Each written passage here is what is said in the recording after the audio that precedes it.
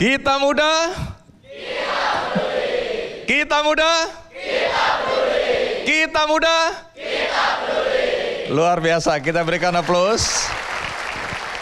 Jadi satu kehormatan hari ini Kick Andy Goes to Campus berada di Universitas Mercu Buana. Kita berikan aplaus untuk Universitas Mercu Buana ya.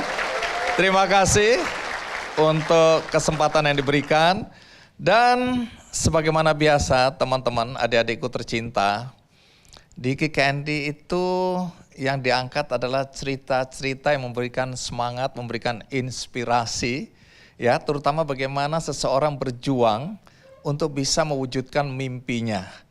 Sekarang ini ada stempel yang diberikan kepada generasi muda, bahwa generasi muda sekarang, Gen Z-nya ini generasi strawberry, lembek, nggak punya daya juang, gampang menyerah, sering healing, dan mengalami gangguan kejiwaan.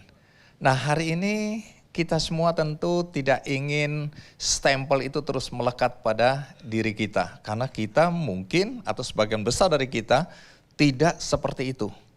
Kita adalah generasi yang punya mimpi juga, yang berjuang untuk mencapai mimpi itu, mewujudkan mimpi kita agar menjadi kenyataan. Jadi hari ini temanya seperti itu dan kita akan dengarkan cerita dari dua tamu istimewa kita yang hari ini saya undang untuk bercerita tentang perjuangan mereka untuk mewujudkan mimpi dan cita-cita mereka.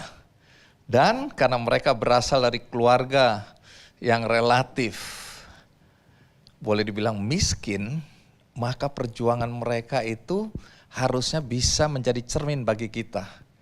Kalau dia bisa, kalau mereka bisa, aku harusnya juga bisa. Nah, itu yang saya ingin sampaikan kepada teman-teman yang hadir di Universitas Mercu Buana dan bagi siapapun yang menonton acara ini. Saatnya kita mengundang tamu istimewa kita. Berikan tepuk tangan yang meriah untuk Angga Fauzan.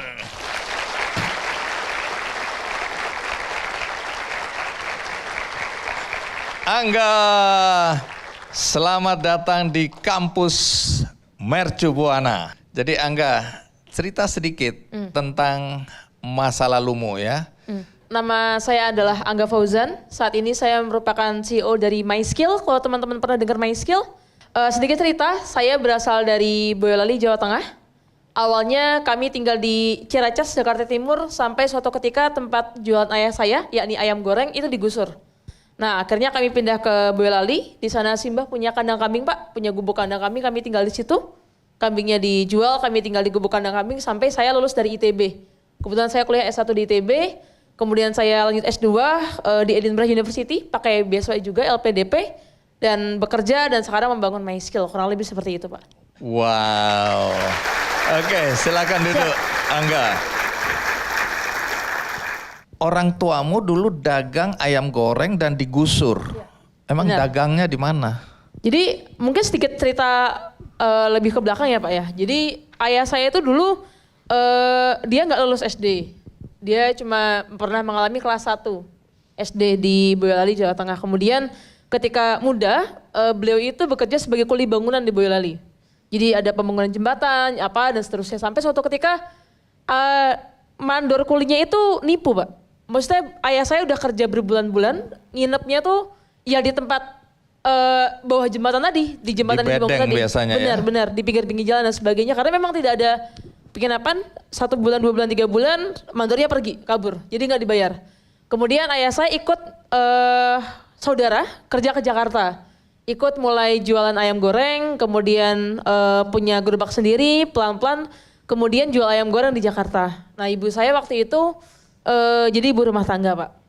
Kemudian itu kejadian tahun 2004 ketika saya kelas 4 SD teman-teman. Di situ mulai berubah karena memang harus memulai semuanya dari awal. Ibu saya akhirnya mencoba berbagai macam peruntungan. Jual siomay pernah, jual gorengan keliling desa pernah, jadi pembantu pernah dan sebagainya. Intinya membantu banyak hal. Baik, di Jakarta ayah berjuang mencari nafkah sebagai? Awalnya itu jual jagung rebus, kacang rebus, kemudian ikut saudara tadi awalnya, kemudian lama-lama bikin ini Pak, gerobak ayam goreng di Ciracas.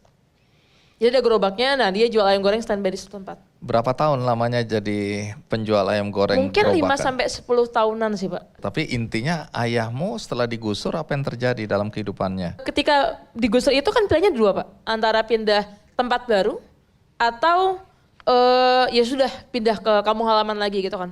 Nah ayah melihat bahwa di Jakarta itu mungkin saat itu kurang kondusif ketika ingin meneruskan hidup di Jakarta karena banyak SMP, anak SMA tuh udah tawuran sejak muda dan daerah tempat ayah bekerja itu jalan rayanya seringkali jadi tempat area anak-anak sekolah tawuran.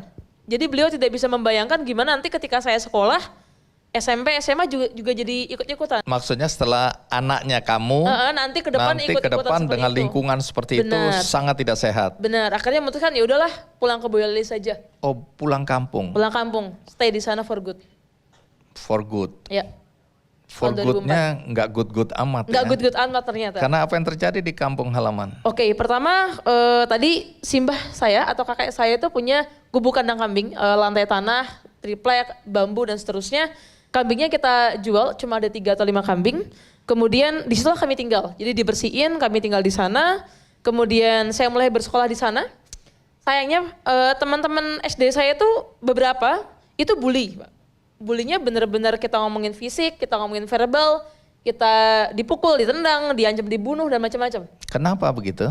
Karena satu yang paling miskin, kedua paling kecil, ketiga tidak bisa bahasa Jawa.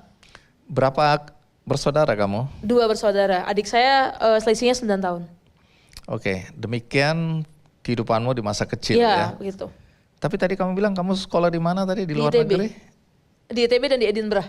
Edinburgh. Iya. Saya pernah ke sana, Scotland ya? Iya benar. Oke, saya pernah kebetulan ke sana dan kotanya indah sekali. Sangat indah sekali. Tapi ini anak yang tinggal di kandang kambing bisa sekolah sampai ke luar negeri, Iya. di Scotland. Iya. Dan di dalam negeri sekolah di sekolah yang Di cukup ITB. bergengsi, Iya. ITB. Jurusan apa? DKV, Desain Komunikasi Visual. Baik, nanti kamu cerita ya bagaimana Boleh. mungkin seorang anak dari keluarga kuli bangunan, penjual ayam goreng di gerobak, ya tinggal di kandang kambing, dibully karena miskin, ibu jualan makanan keliling kampung ya, dan sekarang bisa jadi CEO, Ya. MySkill. Ya. Yang sebagian besar teman-teman udah tahu dan mungkin menggunakannya ya, mencari itu MySkill apa kalau boleh tahu? MySkill adalah platform untuk kita mengembangkan skill dan menyiapkan karir, Pak. Jadi mau teman-teman mau jadi marketer, mau jadi finance, mau jadi HR, semua profesi-profesi profesional. Nanti kita akan lanjutkan bagaimana perjalanan hidupmu yang saya yakini akan menginspirasi teman-teman yang ada di sini. Tapi sebelum itu mari kita saksikan dulu perjalanan hidup Angga berikut ini.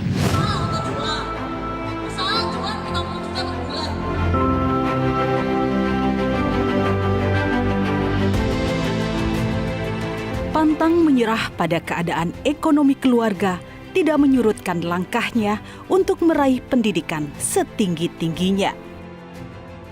Dialah Angga Fauzan, pria asal Boyolali, Jawa Tengah, seorang anak tukang goreng ayam gerobakan yang pernah tinggal di gubuk bekas kandang kambing dan nyaris putus sekolah karena tak ada biaya, tidak menyurutkan langkahnya untuk menggapai cita-citanya. Semangat Angga untuk mengubah nasib keluarganya melalui pendidikan sangatlah kuat.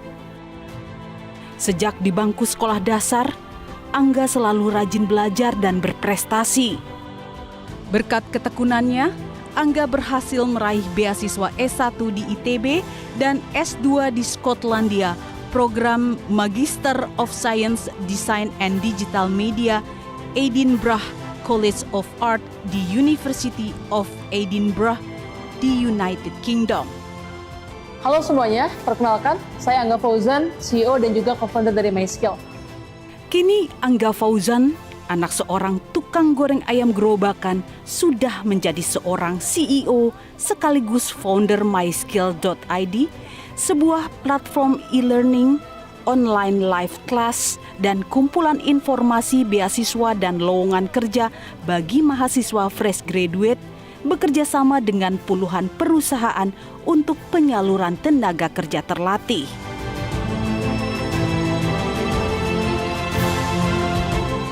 Walaupun Angga sudah meraih kesuksesan, Angga tidaklah sombong. Angga yang terus berusaha, pantang berputus asa, menjadi kunci untuk bisa mewujudkan mimpi dan cita-citanya, patut diteladani.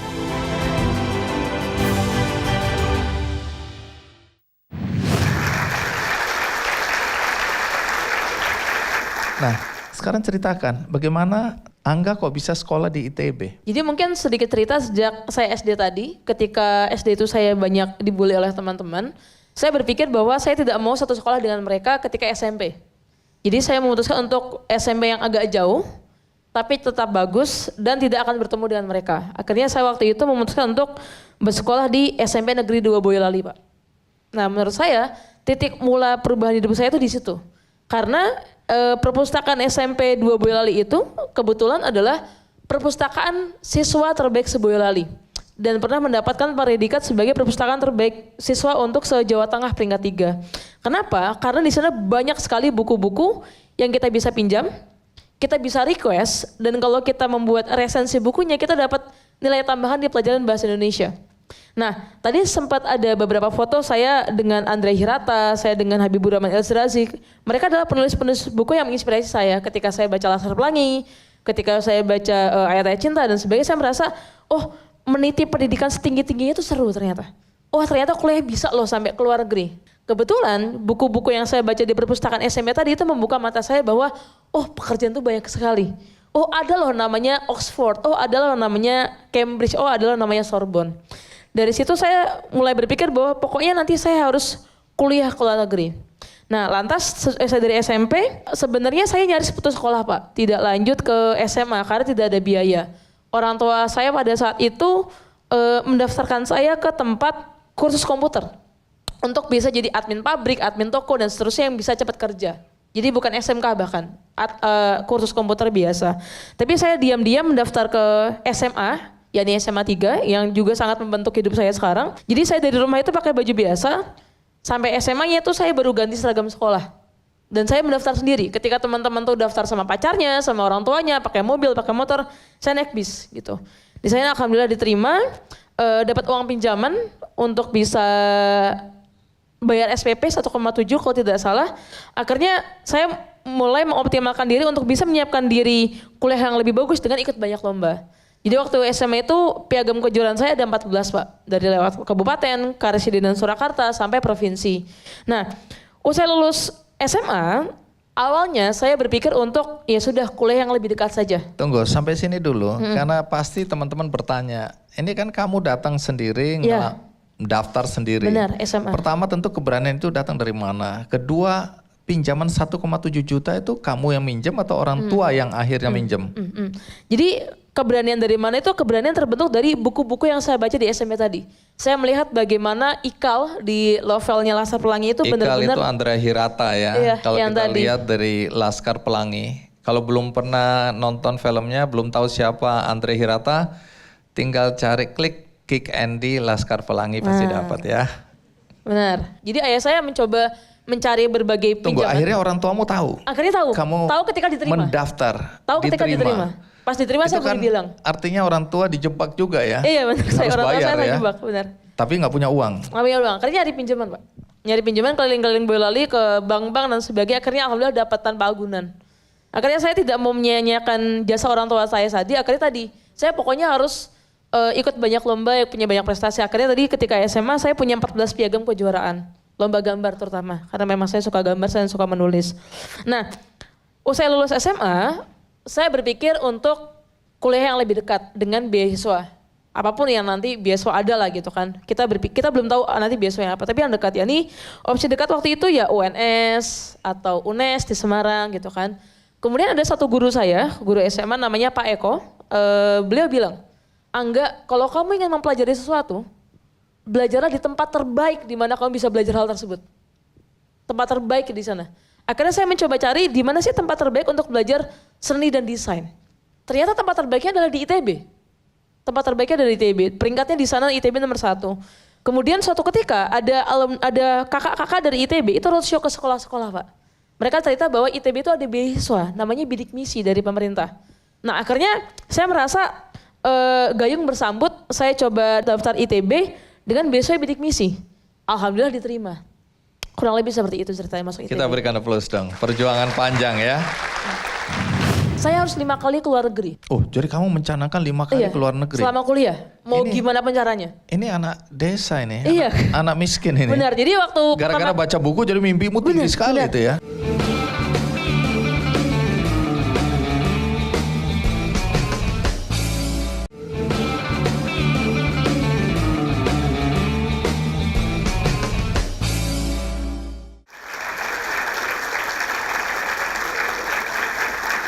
Baik, kembali ke perjalanan hidupmu. Jadi kamu akhirnya kuliah di ITB, kuliah di ITB dengan beasiswa bidik misi tadi. DKV ya? Di kafe. Oke, berapa lama kamu kuliah? 4 tahun, Pak. 4 tahun. 4 tahun. Prestasimu apa di situ? Di ITB itu saya waktu awal mula saya punya cita-cita pertama adalah saya harus 5 kali keluar negeri. Oh, jadi kamu mencanangkan 5 kali keluar negeri? Selama kuliah. Mau Ini- gimana pun caranya. Ini anak desa ini, Iya. anak miskin ini. Benar. Jadi waktu Gara-gara baca buku jadi mimpimu tinggi sekali benar. itu ya. Jadi hal pertama yang saya lakukan ketika sampai di ITB, Pak. Saya tuh ada supermarket atau mall di sekitar situ, saya beli peta dunia. Beli peta dunia. Beli peta dunia, saya taruh di kamar asrama saya, kan asrama mahasiswa, saya taruh, saya bilang saya harus 5 kali keluar negeri. Habis itu alhamdulillah di tahun 2014, yang di tingkat 2 atau tingkat 3, 5 negara itu tercapai semua, Pak. Dalam 1 tahun.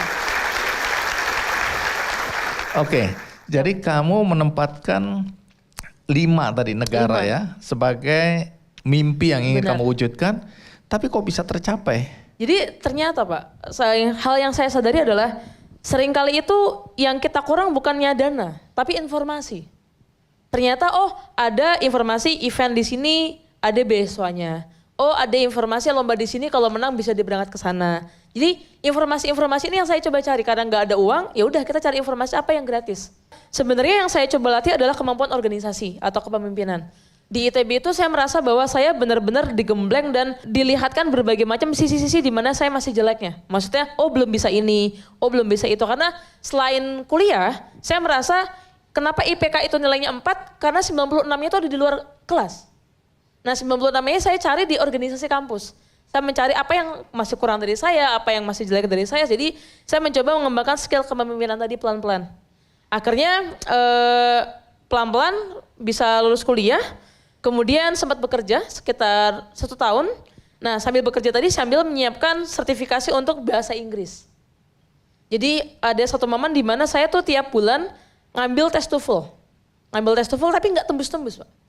TOEFL kan bayar. Benar. Jadi Dari mana uangmu? uang kerja tadi kan sudah lulus kuliah, bekerja.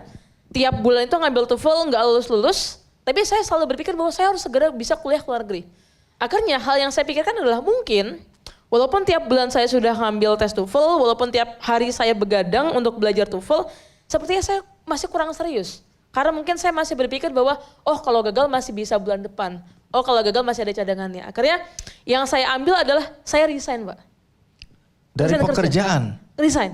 Kenapa hari itu kamu berani mengambil keputusan? Yang pertama saya coba menabung sedikit untuk biaya hidup 2-3 bulan.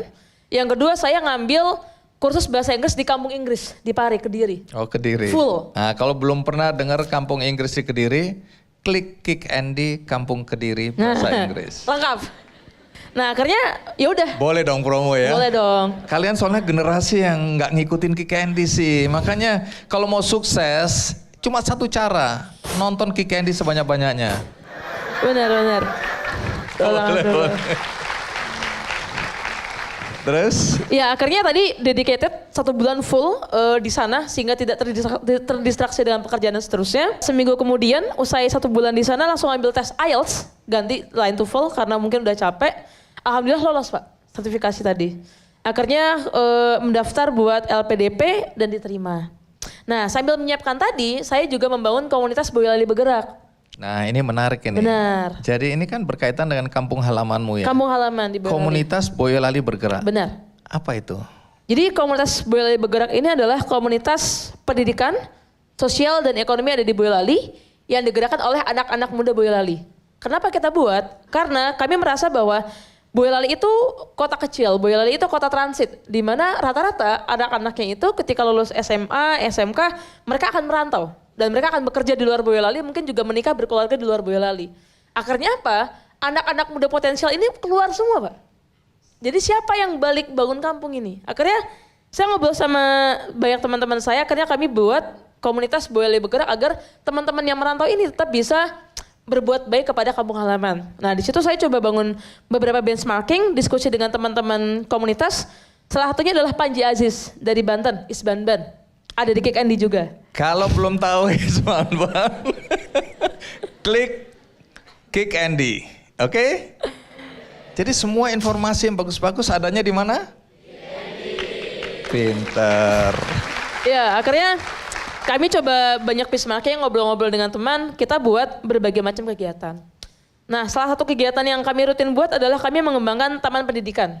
Jadi ada satu daerah di Boyolali, nama kecamatannya itu Selo Pak. Itu lereng Gunung Merapi Merbabu, jadi kalau teman-teman mau naik gunung pasti lewat sana. Nah di sana itu rata-rata orang-orang bekerja sebagai petani begitu kan Pak. Dan ada satu taman pendidikan di situ, waktu itu muridnya cuma 10-15 dan banyak juga yang putus sekolah. Akhirnya kami memutuskan gimana caranya kita mengembangkan ini. Ketika orang tuanya saja bilang nggak usah belajar di situ, ngapain? Mending bantu tani, mending bantu jaga wortel dari monyet. Karena monyet-monyet tuh suka turun gunung ngambilin wortel punya warga. Tunggu, waktu ngomong monyet bisa nggak lihat ke sana? Oh ya, kurang lebih seperti itu. Nah kemudian kami coba kembangkan pelan-pelan, kami buat taman baca, kami ngobrol dengan pemerintah daerah, kami ngobrol dengan masyarakat. Kemudian akhirnya taman pendidikan tadi dari muridnya 15 menjadi 150 Pak. Menjadi 150. Itu tahun berapa ya? Itu tahun 2016-2017. Nah berapa banyak anak-anak Boyolali yang sudah pernah memanfaatkan komunitas Boyolali Bergerak ini? Kalau kami sendiri tuh member volunteer atau komunitasnya ada ratusan Pak memang kebetulan. Kalau titik daerah kecamatan kami bergerak itu sudah mungkin 10-12 titik kecamatan di Boyolali dari 22 seperti itu. Keren. Karena apa? Iya tepuk tangan boleh. Tapi aku ingin tahu perjalanan hidupmu di luar negeri. Bagaimana kamu berjuang? Ini kan anak desa maaf ya. Dengan TOEFL atau IELTS yang terbatas ya. Terbatas. Tapi kamu nekat berangkat juga. Ya. Bagaimana kehidupanmu di sana? Jadi saya sendiri itu tipikal orang yang suka mencoba melatih kepemimpinan saya dengan cara ikut organisasi. Jadi hal pertama yang dulu saya ikuti waktu di UK itu coba join di PPI Pak. PPI UK. Saya mencoba menyalonkan diri sebagai ketua PPI UK. PPI itu Persatuan Pelajar Indonesia di UK. Benar. Ya. Kebetulan di LPDP itu saya ketua angkatan yang banyak ke UK dan teman-teman saya di UK LPDP itu banyak sekali. Jadi tim saya bilang bahwa kemungkinan kalau kita ikut menangnya gede, menangnya tinggi gitu kan, probability-nya tinggi. Tapi pas masukkan berkas, pas pengumuman siapa kandidatnya, nama saya hilang Pak. Nggak ada. Kok nggak ada gitu, padahal dengar-dengar dari teman-teman internal, secara fit and proper test, saya ranking 1 dibandingkan kandidat-kandidat lainnya. Tapi nggak tahu tiba-tiba nama saya hilang aja. Akhirnya ya udah saya nggak jadi melanjutkan sebagai calon ketua PPI UK karena nggak tahu itu kenapa. Dan saya mencoba gabung lewat 2 hal organisasinya. Satu, kepanitiaan oleh PPI UK juga namanya ISIC.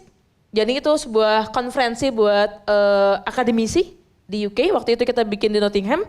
Yang kedua tadi ada fotonya adalah di United Nations. Jadi saya waktu itu magang di United Nations Scotland, cabang di Scotland. 2 itu dari segi organisasi. Di sisi lain karena saya juga sangat suka traveling, saya ingat sekali kata-kata Mas Andrea tentang jelajahi Eropa yang megah. Nah saya jelajahi Eropa tuh Pak. Saya jelajahi Eropa tuh mungkin 15 negara tuh. Backpacking, tidur di rumah sakit, tidur di bandara. Jadi dari gitu. 5 negara yang kamu impikan jadi Iya, 5 negara itu S1, waktu S2 15. Dan kamu bisa wujudkan. Benar, seperti itu. Jangan membatasi mimpi teman-teman, lanjut. Benar, jadi waktu kuliah ketika libur tuh biasanya saya dimulai dari keliling-keliling kota di UK. Jadi di UK itu mungkin udah 20-25 kota saya sambangin semuanya. Dari yang paling utara sampai paling selatan. Habis itu di semester berikutnya saya fokus ke Europe. Jadi benar-benar traveling dari Paris sampai ujung Eropa sebelah sana sampai Turki dan seterusnya itu Tidur di bandara, tidur di stasiun, tidur di mana-mana lah yang cari murah gitu biar backpacking. Jadi hal-hal itu yang merubah pola pikir saya dan merasa bahwa dunia itu memang benar-benar luas.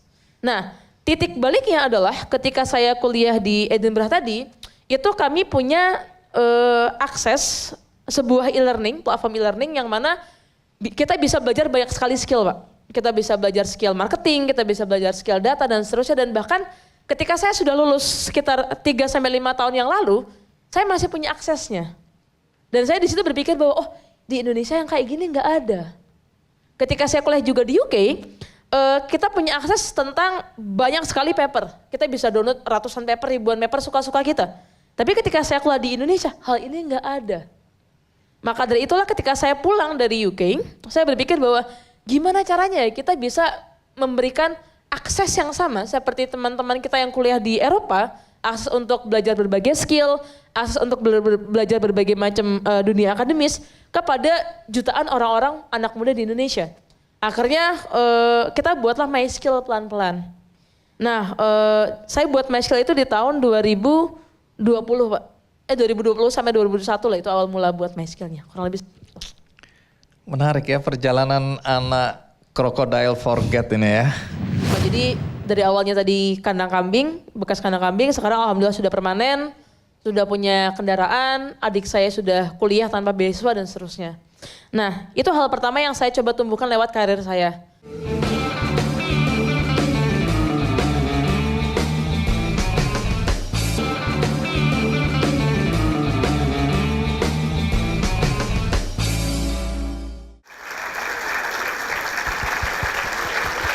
Oke, sekarang episode MySkill. Setelah perjalanan hidupmu seperti itu, kan punya banyak pilihan dalam hidupmu untuk membina karir, membangun karirmu, mewujudkan mimpi-mimpimu. Tapi kenapa MySkill? Jadi memang dari awal saya sendiri berpikir untuk bagaimana mulai dari menstabilkan keluarga dulu, Pak. Keluarga di Boyolali, maksudnya keluarga orang tua. Membantu orang tua. Membantu orang tua. Jadi dari awalnya tadi kandang kambing, bekas kandang kambing, sekarang alhamdulillah sudah permanen, sudah punya kendaraan, adik saya sudah kuliah tanpa beasiswa dan seterusnya. Nah, itu hal pertama yang saya coba tumbuhkan lewat karir saya. Di situ ketika melihat adik saya bisa kuliah lewat dana yang saya berikan, saya merasa bahwa oh ternyata ketika kita bisa membantu satu orang saja punya pendidikan dan skill yang layak, maka itu nggak cuma untuk membantu dirinya. Itu bisa membantu keluarganya dan juga adik-adiknya dan seterusnya. Intinya dia bisa memutus rantai kemiskinan, rantai putus sekolah. Yang dulu mengancam saya, kurang lebih seperti itu. Ya kan?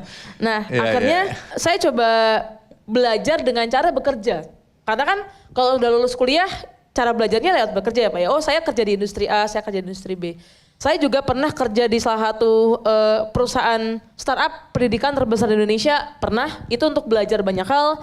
Saya pernah kerja di berbagai macam startup juga, megang berbagai macam kampanye-kampanye dan seterusnya. Kebetulan pekerjaan saya itu fokusnya ke marketing, digital marketing selama 7-8 tahun. Nah, di akhir-akhir tahun ke-7 bekerja Pak, sebenarnya tuh saya sudah dapat kontrak kerja itu di 2 tempat. Yang pertama di Bukalapak, kedua di Gojek. Itu udah megang 2 kontrak nih, ditawarin di 2 tempat tadi. Tapi mendadak investor yang sekarang mendanai MySkill itu datang ngajak ngobrol. Karena waktu itu MySkill masih bentuknya komunitas teman-teman. Jadi waktu itu dulu member kita masih 500 ribuan, MySkill cuma sebagai pekerjaan kala weekend, kala malam dan seterusnya. Side project. Apa yang diajarkan atau apa yang jadi kegiatan MySkill? Pada saat itu ya Pak ya. Waktu saat itu kita fokusnya sederhana Pak. Kami membuat berbagai macam jenis kelas. Kita bikin kelas digital marketing, kita bikin kelas Microsoft Excel, kita bikin kelas bahasa Inggris dan seterusnya. Sederhananya waktu itu masih seperti itu, masih pakai Zoom dan seterusnya. Tapi perlahan-lahan membernya makin banyak, udah 500 ribuan tuh ketika saya pun belum full time, saya masih bekerja. Dan tadi saya bahkan dapat tawaran di 2 startup unicorn tadi gitu untuk lanjut pindah kerja ke sana. Tapi tiba-tiba ada satu investor terbesar se-Asia Tenggara ngontak kami, ngajak-ngajak ngobrol, dalam sekitar 3-5 hari itu deal Pak. Deal bahwa mereka mau invest ke MySkill sekian miliar, kurang lebih kayak gitu. Akhirnya sempat dilema, ini diambil atau kagak, dan akhirnya saya memutuskan bahwa mungkin jalan hidup saya itu diberikan untuk ngasih ke orang lain. Kalau saya kerja di startup yang lain tadi, ya mungkin ya itu udah buat saya sendiri gitu. Tapi ketika saya bangun sesuatu yang jelas impactnya buat pendidikan, buat pengembangan skill, pengembangan karir, ini mungkin untuk orang lain. Makanya saya mencoba untuk dalam tanda kutip mewakafkan diri saya dengan menerima investasi tadi. Habis itu saya full time di MySkill di tahun 2022 kalau tidak salah. Sampai sekarang di tahun 2024 kami sudah punya sekitar 2 juta pengguna se-Indonesia. Seperti itu. Nah, ini waktunya ada yang menggantikan aku di sini. Boleh. Yaitu Azizah Rahma dari Fakultas Komunikasi. Azizah mana? Oh, Azizah, ayo. Kamu duduk di sini menggantikan aku. Berarti namamu sekarang Azizah Rahma Noya. Azizah silakan duduk. Kalau kamu lupa apa pertanyaanmu, tapi aku yakin kamu udah ingat, silakan duduk di sini ya. Iya, Terima kasih Azizah. Kita berikan aplaus untuk Azizah. Sama-sama. Oke, aku ucapin terima kasih dulu sebelumnya karena kesempatannya. Karena pertanyaan ini tuh benar-benar keresahan kita sebagai generasi muda, di mana kita tuh banyak banget kan Kak tantangannya sekarang ini tuh benar-benar banyak banget tantangan. So benar-benar kita nggak tahu apa yang harus kita persiapkan. Jadi pertanyaannya, apa sih yang harus kita persiapkan saat ini untuk membangun karir kita ke depannya gitu Kak? Saya di MySkill, karena kita usernya cukup banyak dan banyak juga yang Gen Z, seringkali saya mendengar itu Gen Z dianggap sebagai generasi yang lemah lembek.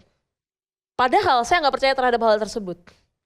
Menurut saya setiap generasi itu ada yang lemah lembek juga. Yang tua-tua itu di atas saya, banyak juga yang lemah lembek. Dan yang di bawah-bawah saya banyak juga yang tegar sekali, gigih sekali. Sama juga sama yang di Gen Z ini. Jadi hal pertama menurut saya adalah kita merubah mindset kita, terutama teman-teman yang Gen Z. Jangan mau dilabelin bahwa kalian adalah generasi yang lemah. Jangan mau dilabelin bahwa kalian adalah generasi yang dipenyet dikit langsung jerit-jerit gitu. Jangan mau. Bahwa itu tuh semua ageism aja.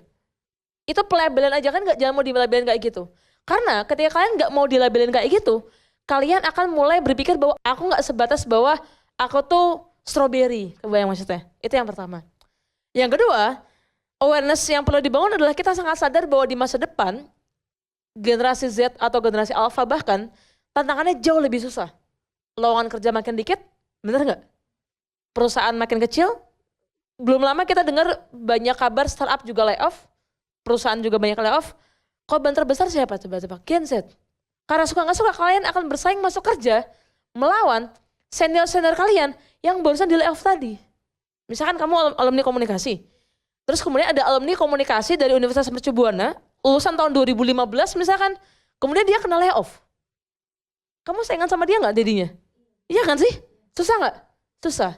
Jadi suka nggak suka Gen Z ini mesti melangkah jauh lebih keras untuk bisa berjuang di atas rata-rata. Ketika angkatan saya dulu, angkatan tahun 94 ini mungkin cukup lulus kuliah habis itu kerja, angkatan teman-teman nggak cukup untuk itu doang. Angkatan teman-teman nggak cukup dengan namanya ijazah. Mercu Buana tuh bagus sekali. Tapi suka nggak suka, ijazah itu tidak akan pernah cukup. Karena yang punya ijazah ada jutaan di Indonesia, benar atau tidak? Jadi mesti punya banyak sekali pengalaman, punya banyak pengalaman magang, proyek dan seterusnya. Itu yang kedua. Dan yang ketiga adalah mungkin kita mesti mencari berbagai macam alternatif lainnya yang tidak melulu soal pekerjaan 9 to 6. Nggak melulu jadi karyawan. Mungkin teman-teman sekarang banyak yang jadi content creator, ya nggak? Teman-teman mungkin banyak yang jadi bikin bisnis sendiri dan seterusnya. Optimalin apa yang kalian bisa punya pakai teknologi, karena generasi-generasi tua-tua kayak saya dan Kak ini nggak pada ngerti. Kalian yang ngerti. Tepuk tangan buat kalian. Oke, terima kasih Kak atas jawabannya. Terima Baik, tepuk tangan sekali lagi untuk Azizah. Yeay. Ya, Azizah, kamu dapat buku 100 kebiasaan orang sukses. Ya. Semoga bisa beneran sukses. Kalau Yeay. ini kan 100, Yap. 101 itu aku yang satu. Belum ada di sini. Azizah 102 Pak. Oh, dua. Amin, amin. Azizah yang 2, ya. Dan ini t-shirt ada logo Kick Andy Goes to Terima Campus kasih. ya. Yeay. Terima kasih, sukses buat kamu ya. Keren ya. Oke, Azizah bisa kembali. Oke. Terima kasih ya. Oke, tentu di ujung ini kita ingin juga tahu ya prinsip-prinsip hidupmu. Nggak semua anak dari keluarga miskin sukses. Malah lebih banyak yang tidak sukses karena dia tidak punya akses, tidak tahu bahwa ada pekerjaan-pekerjaan atau mimpi-mimpi yang lebih tinggi yang bisa mereka wujudkan. Sehingga orang seperti Angga ini tentu spesial ya. Banyak anak bilang, ya habis Angga begini, Angga begitu, Angga. Enggak. Ya. Ada prinsip yang pasti kamu pegang dalam hidupmu yang membuat kamu bisa terus meningkatkan kapasitas dirimu. Nah, apa prinsip itu? Oke, sebelum bicara soal prinsip, mungkin saya bicara soal dari mana sumbernya, Pak. Yang pertama kebetulan kakek dari ibu saya itu seorang dalang. Jadi beliau itu dalang di Karanganyar, beliau banyak sekali mengajarkan ilmu-ilmu petuah-petuah Jawa dari sana. Itu satu kakek. Kedua, orang tua saya, termasuk ibu saya, karena beliau penjual gorengan itu, kadang-kala ketika ada anak kecil nggak punya uang, pengen makan, dia kasih secara cuma-cuma. Dan yang ketiga, karena saya itu wibu Pak, saya suka sekali One Piece. Nah, One Piece itu juga mengajarkan saya banyak hal. Nah, dari semua ini, saya punya akhirnya pakem-pakem yang saya pegang. Yang pertama, kita itu mesti serius ngejar cita-cita kita. Gak ada satupun orang yang boleh menertawakan kita punya impian, apapun impiannya, selama itu baik. Selama kita emang serius punya impian, kita mesti kejar, itu yang pertama. Yang kedua, yang saya pegang adalah kita ini mesti ngebantu orang sebanyak-banyaknya. Kenapa? Karena semakin banyak kita ngebantu orang, orang-orang juga mau bantu kita. Karena kita nggak bisa hidup sendiri. Jadi 3 sumber tadi mengajarkan hal tadi kepada saya sehingga akhirnya apa? 1, saya coba bangun Boyolali Bergerak di Boyolali. Kedua, saya bangun My Skill. Sampai sekarang mungkin ada teman-teman yang pakai. Ketiga, ya kita akan coba kolaborasi terus dengan banyak teman-teman untuk memberikan dampak yang jauh lebih luas Pak. Karena kami merasa bahwa butuh banyak orang baik untuk berbuat baik kepada banyak orang. Nggak bisa cuma sendirian, seperti itu Pak. Baik.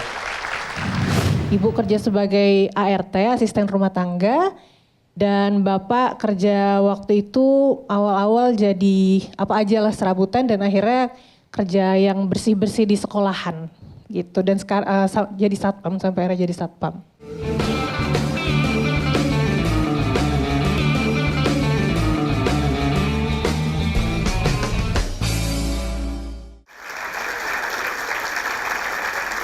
Berikutnya kita akan mendengarkan cerita tentang tamu kita yang juga istimewa dalam perjalanan hidupnya. Dia nanti akan menceritakan beberapa poin yang saya yakin juga relevan dengan perjuangan teman-teman sekarang. Mari kita sambut dengan meriah Nisa Sri Wayuni.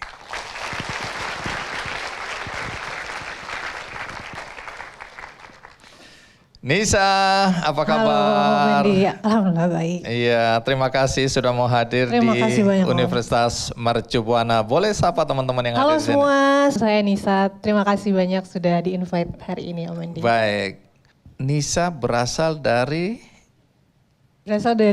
orang tua Bapak Pacitan, Ibu Nganjuk, tapi merantau ke Jakarta. Jadi besar lahirnya di Jakarta. Di Jakarta, Yes. anak Jaksel nih ya. Anak Jaksel, betul. Iya. Nah, kemudian sekarang kerja di mana, Nisa? Sekarang sebagai International Health Consultant di salah satu organisasi kesehatan internasional, tapi base-nya ada di Jakarta. Di Seperti Jakarta, itu. oke. Pendidikan formal terakhir apa? Pendidikan terakhir S2, Master of Science in Imperial College London, bidang epidemiologi, sebelumnya S1 di Universitas Indonesia. Oke. Pendidikan orang tua apa? Bapak, kebetulan Bapak hadir hari ini, Bapak SD dan Ibu biasanya manggil Mama juga SD. Karena dulu dari kampung tadi ya langsung merantau di usia belia ke Jakarta dengan usia yang sangat belia jadi hanya lulusan SD saja. Pekerjaan orang tua dulu dan sekarang? Dulu kita pernah tinggal di rumah orang atau kita sebutnya ya ada rumah sisaan di pinggir gitu ya, rumah besar.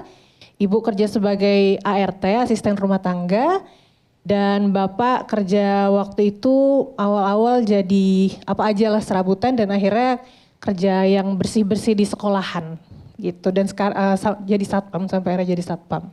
Baik, kalau gitu kita mohon Bapak tercinta Pak Sukatno untuk berdiri menghadap ke sana. Kita berikan aplaus orang tua tercinta.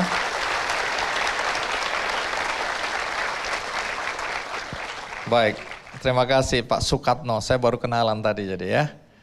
Saya selalu percaya teman-teman ya, orang tua kalian apapun pendidikannya, apapun pekerjaannya, pasti ingin memberikan nilai-nilai terbaik dalam dirinya untuk diwariskan kepada anak-anak. Nah, nanti saya akan cerita apa yang diwariskan oleh ayah dan ibu lepas dari ibu ART. Itu juga adalah sebagai pejuang kehidupan dan kita harus hargai itu. Baik, silakan duduk. Nisa. Sebelum kita lanjutkan, ada baiknya kita mengikuti dulu kisah tentang Nisa berikut ini.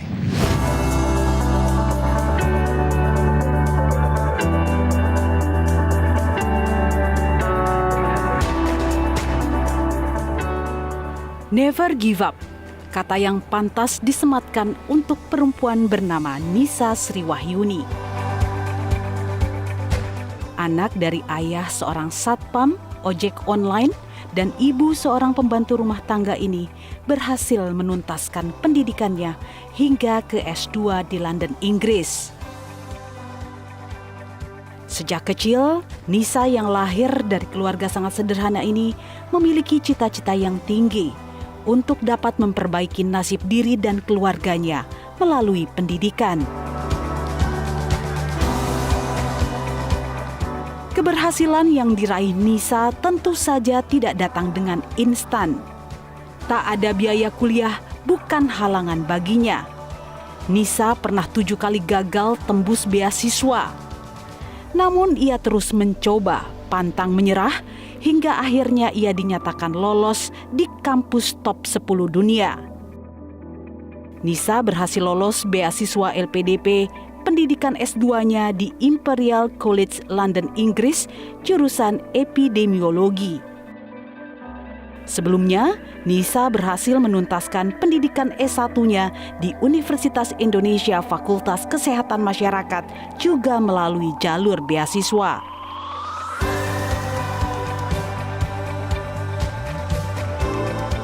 Nisa pernah berkontribusi untuk pasien kanker yang bekerja sama dengan Organisasi Kesehatan Internasional WHO dan menjadi satu-satunya perwakilan dari Indonesia. Kini Nisa bekerja di sebuah perusahaan internasional Global Health Strategist yang basisnya ada di New York, Amerika Serikat. Jatuh bangun perjuangan Nisa meraih mimpinya terbayarkan. Perempuan berusia 28 tahun ini berhasil meraih cita-citanya. Baginya, selagi masih muda, coba sebanyak mungkin kesempatan yang ada tanpa harus takut kegagalan. Ada 1, 2, 3 anak pembantu. Anak pembantu itu pernah, tapi memang aku tipikal yang nggak hard feeling, jadi nggak inget sama sekali punya perasaan atau experience dibully selama masih kecil.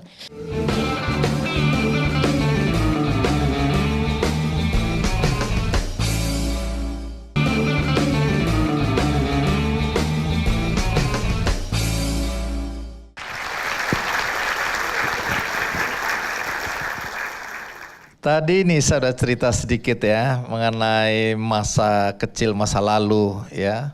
Kalau tadi bicara bahwa ibu seorang ART, pada saat itu Nisa sudah lahir atau belum? Jadi memang saat tinggal di rumah, jadi memang perjalanan orang tua tuh cukup berat sampai akhirnya kita tinggal di rumah orang. Itu sudah, jadi aku dari besar dan lahir itu di rumah orang tersebut gitu. Orang itu dulu disebut majikan gitu Ya ya? bahasa kita majikan kali ya. Oke, tinggal di situ. Tinggal di situ, tinggal dan besar di situ. Jadi ibu, mama biasanya sambil bersih-bersih rumahnya besar banget Mendy. Biasa rumah-rumah gedongan gitu ya. Dan kita tinggal ada rumah kecil di sebelahnya. Jadi mama biasanya sambil bersih-bersih rumah sambil ngejagain anak-anaknya kayak gitu. Waktu itu ayah ada di mana? Bapak udah sama kita tinggal sekeluarga sama kakak, waktu itu kakak sama aku.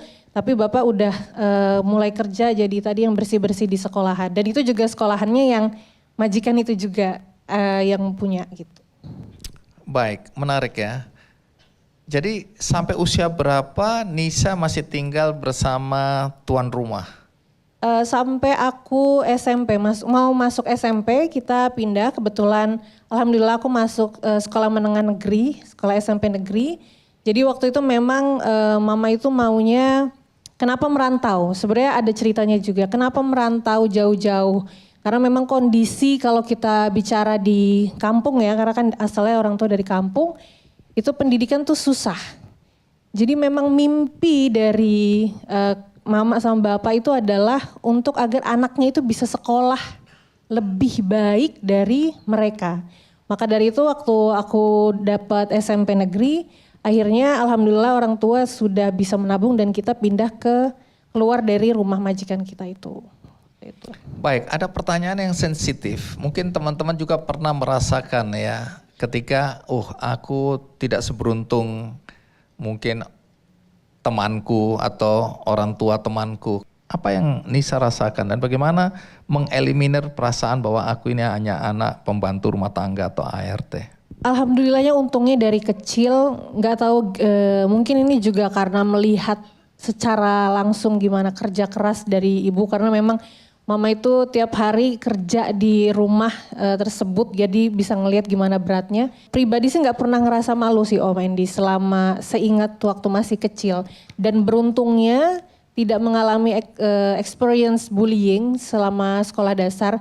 Ada 1, 2, 3 anak pembantu itu pernah. Tapi memang aku tipikal yang nggak hard feeling, jadi nggak inget sama sekali punya perasaan atau experience dibully selama masih kecil. Justru apa yang ada di kondisiku waktu itu adalah membuat aku akhirnya menjadi motivasi. Gimana caranya agar aku bisa menjaga amanah dari orang tua itu adalah pendidikan.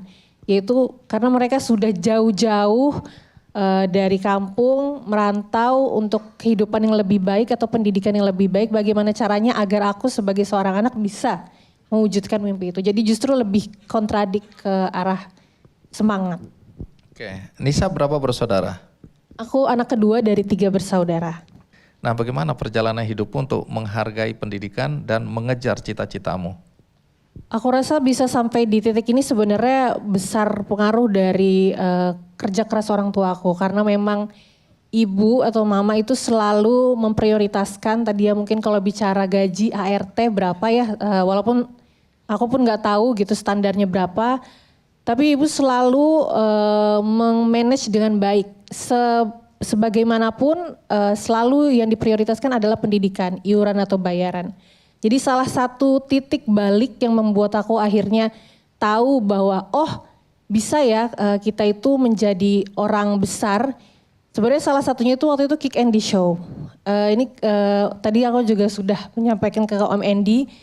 Pernah nonton waktu zaman SMP, ternyata orang dengan background apapun tuh bisa menjadi orang besar. Lalu salah satunya lagi adalah ketika aku SMA.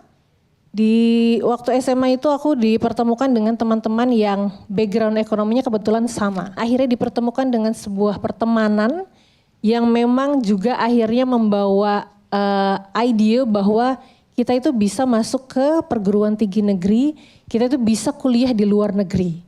Jadi teman-temanku ini kita semua sama-sama penerima beasiswa, namanya beasiswanya adalah beasiswa bidik misi. Kami sama-sama keterima S1, hampir kebanyakan dari kami juga masuk Universitas Indonesia akhirnya. Jadi teman-teman lah yang akhirnya memberikan gambaran aku untuk bisa sampai ke perguruan tinggi negeri. Baik, nanti cerita ya, kok bisa sampai ke London seperti itu dan apa yang terjadi dalam kehidupanmu berikutnya sehingga kamu sekarang bekerja di sebuah organisasi internasional. Nah Nisa, ini kan teman-teman udah diskusi akhirnya mendapatkan beasiswa bidik misi ya. Untuk di UI waktu itu ya? Iya betul. Kamu ambil jurusan apa waktu di UI? Jurusannya ngelamarnya kesehatan masyarakat, kebetulan lewat jalur undangan. Karena waktu itu memang kita bisa, zaman dulu namanya SNMPTN, dan memang karena tahu info ini dari awal, Jadi cukup ambis untuk kejar peringkat pertama di sekolah biar bisa masuk UI-nya jalur undangan waktu itu. Terus bagaimana bisa kuliah di luar negeri? Untuk bisa kuliah di luar negeri itu sebenarnya awal mulanya karena dari S1 itu sendiri. Jadi aku sebenarnya nggak bisa bahasa Inggris teman-teman. Ini salah satu hal yang paling berat banget Om Endi untuk bisa sampai S2 di luar negeri. Karena pastinya kita harus bisa bahasa Inggris toh. Dan I have zero English. Jadi benar-benar nggak bisa bahasa Inggris. Tapi justru ketika selama masa S1 itu sering ke luar negeri dan jadi mahasiswa berprestasi, akhirnya tercerahkan bahwa memang untuk bisa kuliah di luar negeri itu harus bisa bahasa Inggris. Jadi ketika lulus, waktu itu hal pertama yang dilakukan itu adalah les bahasa Inggris atau belajar bahasa Inggris. Dan waktu itu ada nama beasiswanya adalah LPDP, itu beasiswa dari pemerintah Indonesia. Dan dari situ mulai, jadi memang sudah punya keinginan itu dari S1. Jadi dari S1 setelah lulus langsung belajar bahasa Inggris. Tapi karena untuk bisa belajar bahasa Inggris itu butuh modal. Jadi nggak ada mimpi yang gratis ya teman-teman. Karena modalnya besar satu kali tes itu Om. Jadi akhirnya sambil kerja.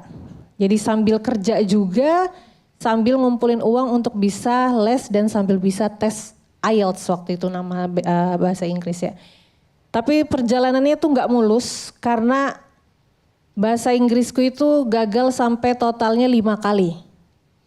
Jadi dalam 1,5 tahun setelah lulus masih belum dapat titik cerah.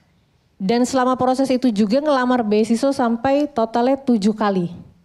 Dan itu semua gagal. Nggak ada satupun yang berhasil. Baik bahasa Inggris maupun beasiswanya. Jadi sampai akhirnya di Desember 2018 salah satu nilai bahasa Inggrisku, karena kalau kita mau lamar beasiswa itu harus pakai bahasa Inggris Om. Dengan bahasa Inggrisku yang terbata-bata itu akhirnya dapat juga masuk beasiswa LPDP di Desember 2018. Tapi ceritanya belum selesai sampai situ. Masih harus ngejar lagi di Imperial College London. Kebetulan Imperial itu salah satu universitas World University. Jadi dia harus nilai skor IELTS-nya tuh harus sangat tinggi. Bahasanya di angka 7, angkanya 7. Dan sampai 1 bulan sebelum kuliah pun aku masih belum dapat bahasa Inggrisnya. Tapi waktu itu ada satu momen di mana mungkin relate sama judulnya Never Give Up. Udah tes bahasa Inggris sampai 4 kali Om Endi. Itu situasinya udah bulan Juli 2019. Kuliahnya itu September 2019. Itu posisi udah diterima beasiswa tapi universitasnya belum. Dan tinggal sisa Agustus.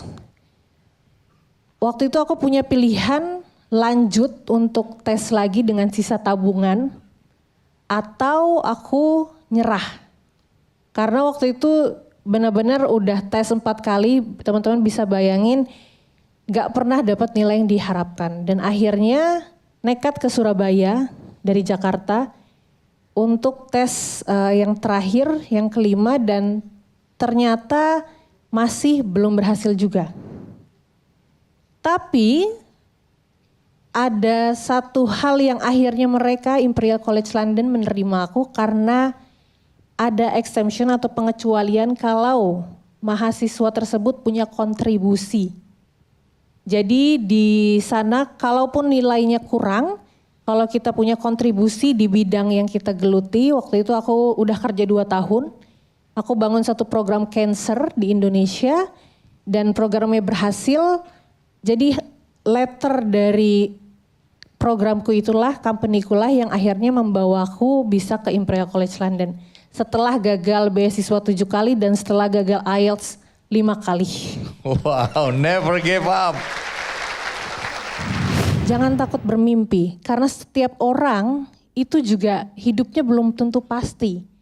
Tapi setiap orang yang punya mimpi dan mau berusaha dan gak menyerah, mereka adalah orang-orang yang tidak akan pernah terhentikan hingga sampai pada titik yang diinginkan.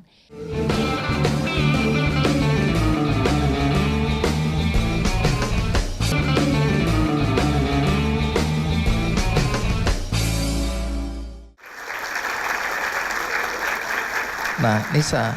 Jadi jurusan yang kamu ambil di luar itu apa namanya? Epidemiology. Jadi memang berfokus pada kesehatan masyarakat, tapi kita ini kalau bahasa keren itu detektif kesehatan. Kita menelusuri gampangnya mungkin COVID yang kebetulan juga terjadi atau happeningnya ketika aku lagi di London. Bagaimana satu disease atau penyakit itu bisa terjadi di satu masyarakat. Kita sebagai detektif kesehatan kita akan melakukan penelusuran. Sebenarnya source-nya apa, sumbernya apa, lalu bagaimana distribusinya dan bagaimana projection ledakannya seperti apa dan bagaimana kita bisa mencegah di komunitas salah satunya dengan vaccination atau imunisasi. Seperti itu. Itu ilmu yang kamu pelajari ya? Salah satu contoh case-nya secara umum. Ini menjanjikan masa depan yang baik atau? Yes, tentu aja, for sure. Karena memang kesehatan itu mungkin yang kita lihat dari garda depan ada dokter, ada nurse, terus ada bidan. Tapi kita sebenarnya ada orang-orang kesehatan yang di balik layar, mungkin bahasanya seperti itu. Researcher-researcher yang menemukan bagaimana agar satu populasi, agar satu masyarakat ini bisa terproteksi dari penyakit seperti itu. Jadi it has a very big impact sebenarnya, sangat punya impact yang besar. Baik, sekarang ada seseorang yang akan menggantikan aku di sini. Oke. Ya, siap-siap ya. Siap. Namanya adalah Asfar Mula Sadra dari Fakultas Ilmu Komunikasi juga. Asfar, mana Asfar? Asfar silakan naik. Ya, ini juga nama panjangnya adalah Asfar Mula Sadra Noya. Oke, Asfar, ya terima kasih kamu sudah memberikan aku kesempatan untuk rehat sejenak. Silakan mengemban tugas sebagai host acara Kick Andy Goes to Campus. Mungkin aku ingin bertanya mengenai mungkin ini sering dirasakan oleh mahasiswa, teman-teman mahasiswa Mercubuana. Kita sebagai mahasiswa itu kadang merasakan kewalahan dalam mengatur waktu di tengah kesibukan dinamika perkuliahan. Dan juga mungkin sebagian dari kita juga merasa khawatir terhadap masa depan kita. Yang mana jalan menuju masa depan itu sangat amat ketat, sangat amat keras juga. Nah gimana caranya, bagaimana memotivasi diri untuk kita bisa lebih maksimalkan dalam hal mengatur waktu tadi dan juga kita selalu bisa optimis dengan masa depan yang tadi di tengah kompetisi yang sangat amat ketat dan keras. Mungkin itu sih Kak. Oke, jadi sebenarnya ini salah satu ilmu atau knowledge yang mungkin cukup umum, tapi salah satu hal yang mempengaruhi hidupku ketika dulu S1. Jadi sebenarnya yang masalah itu bukan waktunya, tapi manajemen prioritasnya. Jadi kalau teman-teman mungkin pernah dengar prioritas mulai dari yang low, mana yang harus dimulai, mana yang high priority, mana yang low priority. Dan itulah yang aku aplikasikan dalam kehidupanku sehari-hari, bahwa ketika melakukan aktivitas tidak berfokus pada waktunya tapi berfokus pada apa yang harus diselesaikan lebih dahulu, apa yang harus diprioritaskan terlebih dahulu. Jadi kalau misalnya teman-teman hari ini merasa overwhelmed dengan banyak hal gitu ya. Dulu waktu zaman aku semester terakhir, kebetulan aku lulus 3,5 tahun itu berbarengan antara skripsi, magang, aku juga kerja juga waktu itu part time, terus tambah lecture juga, ada kelas juga. Tapi diprioritaskan mana yang mau didahulukan, mana yang harus diselesaikan. Dan itu sangat berdampak nanti di dunia kerja juga. Dan aku yakin teman-teman di sini pasti semua ikut organisasi lah ya. Kalau ingin melatih di bagaimana manajemen priority, aku rasa harus involve dalam organisasi, harus involve dalam segala kegiatan yang akan melibatkan banyak orang. Tanggung jawab, even itu internship, atau kerja magang part time dan sebagainya. Karena di situ teman-teman akan melatih untuk prioritas. Lalu menjawab yang kedua, bagaimana menghadapi masa depan yang nggak pasti. Caranya mudah teman-teman. Caranya tetap set goal teman-teman. Tadi seperti kata Om Andy, jangan takut bermimpi. Karena setiap orang itu juga hidupnya belum tentu pasti. Tapi setiap orang yang punya mimpi dan mau berusaha dan gak menyerah, mereka adalah orang-orang yang tidak akan pernah terhentikan hingga sampai pada titik yang diinginkan. Jadi walaupun teman-teman mungkin gak tahu nanti mau jadi apa setelah lulus, semuanya dulu aku pun sama seperti itu. I don't know what next. Aku gak tahu apa yang akan aku lakukan ke depan. Tapi aku tahu apa yang aku mau lakukan. Dan dari situlah aku buat plan. Apa yang harus dilakukan. Dan salah satunya adalah dengan belajar dari orang lain. Contoh, ingin menjadi profesor atau ingin menjadi penulis, maka yang aku lakukan adalah datang dan belajar dari orang tersebut. Bagaimana bisa menjadi seperti itu. Yang penting teman-teman tidak hilang mimpinya, tetap punya mimpi, tetap punya goal. Dan dari situlah teman-teman bisa ngeset plan dan never give up. Mungkin itu dari aku. Baik. Terima kasih banyak ya. Asfar, aku kasih kamu buku yang pas untuk kamu. Bangun karakter diri, raih impian Anda. Panduan efektif menempa diri untuk meraih tujuan hidup Anda.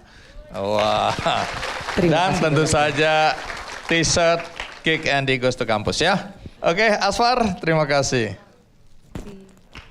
Oke, kita berikan tepuk tangan untuk Asfar ya, luar biasa ya. Pertanyaannya ini menginspirasi kita semua.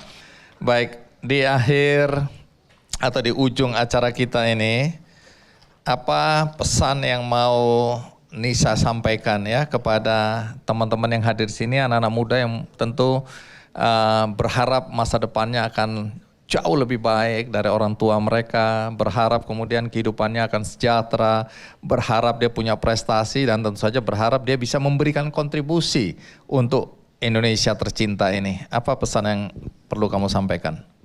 Sebenarnya ini sedikit mengutip, dulu aku pernah viral di LinkedIn karena ngepost tentang message ini. Jadi kita tidak pernah memilih dari mana kita dilahirkan. Kita tidak pernah memilih dari orang tua seperti apa kita ingin dilahirkan di bumi ini. Tapi kita selalu punya pilihan mau seperti apa kita di masa depan. Jadi pesan aku untuk teman-teman semua, jangan jadikan kondisi kekurangan kita itu sebagai excuse. Tapi jadikan apa yang kita punya hari ini sebagai motivasi, sebagai semangat. Karena sebenarnya kita semua itu sama, kita sama-sama manusia kok. Kita sama-sama dilahirkan, dikandung oleh ibu kita 9 bulan lamanya. Dan gak ada kata gak mungkin. Karena sebenarnya dengan privilege kita tinggal di Indonesia, privilege kita ada akses internet dan sebagainya. Dan even datang ke kegiatan-kegiatan seperti forum dan sebagainya, itu menjadi opportunity yang besar. Jadi don't make an excuse, jangan membuat excuse dengan apapun limitasi kita dan jangan pernah menyerah. Dan aku selalu ingat ini, setiap kebaikan yang datang di kita, berikan itu kepada orang lain. Aku sebutnya giving to the others, moving forward. Dan semoga teman-teman bisa juga melakukan apa yang aku lakukan dan lebih lagi, itu aja dari aku. Baik. Ya, semoga ini memberikan inspirasi bagi kita semua. Kalian mau datang dari keluarga seperti apa ya, dengan pendidikan orang tua yang seminim apapun juga, kalian berhak atas sukses selama itu diperjuangkan ya. Betul. Baik, terima kasih Nisa. Terima kasih Om Andy. Sebelum kita akhiri, saya hanya ingin memberi informasi kepada siapapun yang menonton acara ini, bahwa kalau tadi Anda menonton tidak dari awal, maka Anda bisa melihat atau menonton tayangan ulangnya di metrotvnews.com. Atau ada cuplikan-cuplikannya di channel YouTube Kick Andy Show. Dan seperti biasa saya ingin mengimbau Anda untuk berbuat baik dalam hidup Anda, karena kita jangan lupa tanam kebaikan selagi masih ada kesempatan. Kalau Anda ingin berbuat baik, maka ada satu penggalangan dana untuk seorang anak bernama Beverly Grace Wibisono. Ya, dia seorang anak dari pengemudi ojek online, di mana ibunya saat ini juga menderita epilepsi dan harus menjalani pengobatan, sehingga dengan kondisi keuangan yang terbatas, Beverly tidak bisa atau akan sulit mewujudkan mimpinya menjadi ilustrator kalau saja kita tidak membantu untuk mewujudkan mimpinya. Dan Beverly sekarang di kelas 10 SMK. Jadi kalau Anda tergerak hatinya membantu anak seorang pengemudi ojek online dengan kondisi ekonomi yang sangat-sangat terbatas untuk mewujudkan mimpinya menjadi ilustrator, maka Anda bisa klik benihbaik.com dan cari sebuah penggalangan dana dengan judul kampanye Anak Driver Ojol Ingin Menjadi Ilustrator. Mudah-mudahan informasi ini mendorong hati Anda untuk melakukan kebaikan dalam hidup Anda.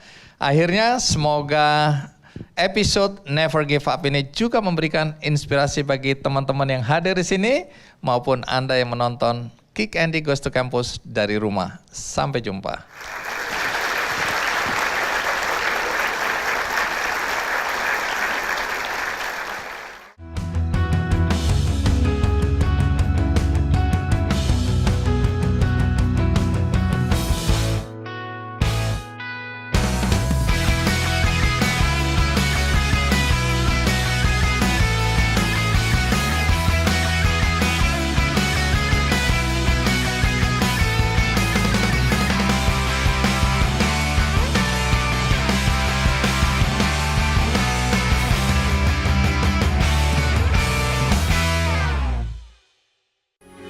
Metro TV,